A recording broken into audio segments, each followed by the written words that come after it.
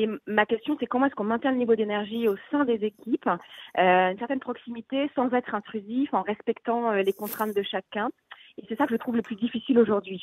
Comment est-ce qu'on maintient ces good vibes, cette énergie, sans en faire trop, Et ben sans moi, avoir l'air de fliquer les gens.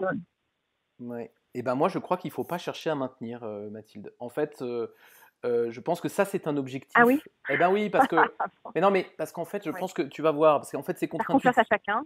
Mais exactement, non, mais surtout, c'est contre-intuitif, mais comme souvent, les choses contre-intuitives marchent plutôt bien. En fait, le truc, c'est que une période comme celle-ci, évidemment, elle va suivre, les gens vont suivre des phases, et les équipes aussi. Donc, les gens, et les gens n'ont pas forcément exactement les mêmes phases que leur équipe.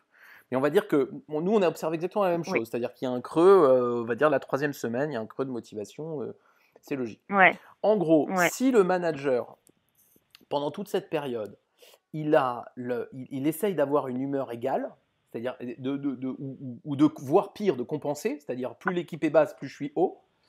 D'abord, tu vas t'épuiser, Mm. et ensuite, Mhm. tu vas paraître complètement déconnecté.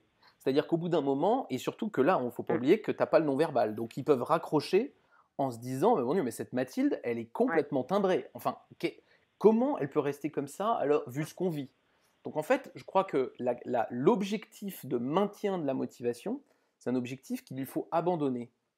Mais complètement. C'est-à-dire que la vraie question, c'est pas le maintien de la motivation. La motivation, elle va baisser certains jours, augmenter à d'autres. C'est vrai à niveau Ouais. individuel Voilà. et c'est vrai au niveau collectif. Tu auras les meilleurs résultats possibles, c'est-à-dire pas une motivation optimale, mais la meilleure motivation possible, si au lieu de chercher à être tout le temps au top, tu cherches à être à peu près au diapason de ton équipe. Et je crois que c'est beaucoup plus efficace de pas chercher tout le temps ça, de pas chercher l'hyper-performance, tu vois.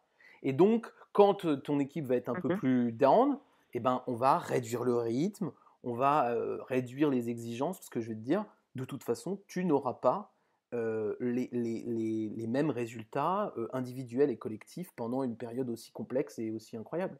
Oui. Ça, Faut bien sûr, trouver, voilà, ça, on l'a accepté. Ouais. et donc Mm. il faut trouver une autre façon. Mais ce qui peut pas dire, Vas-y Audrey. enfin, Patrick, dans ce que tu dis, euh, pour moi, il y a quand même le côté, oui, on fait avec le fait que les gens soient moins motivés, on n'essaye pas de se battre, enfin, on va pas aller à l'encontre de cette énergie-là, mais tu as quand même un côté de, tu es obligé de garder une certaine communication, un certain lien, Ouais. pour que Ouais. justement le jour où Ouais. ils sont plus motivés, bah, ça vous aller, quoi.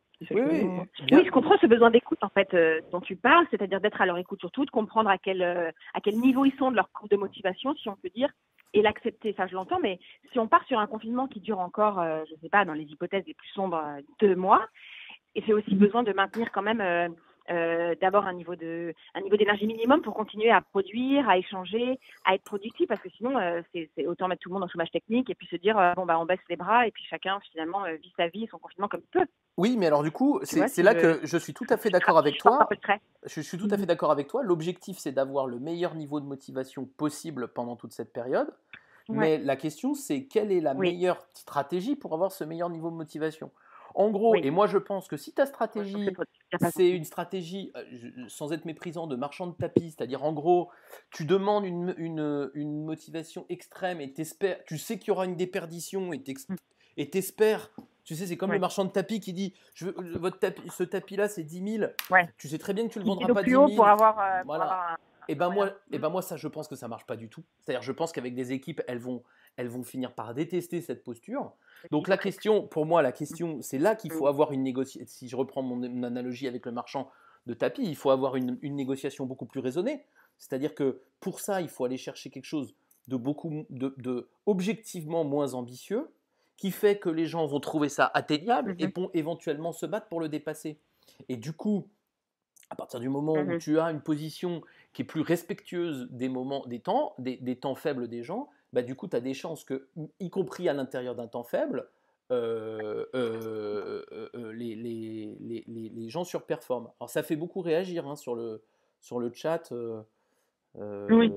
avec Camille qui nous dit qu'il faut avoir une perspective, une vision, un cap. Ça, c'est vraiment, ça, vraiment Camille, C'est ta préco. J'enregistre des podcasts avec Camille, et c'est vraiment une préco qu'elle ressort à chaque fois.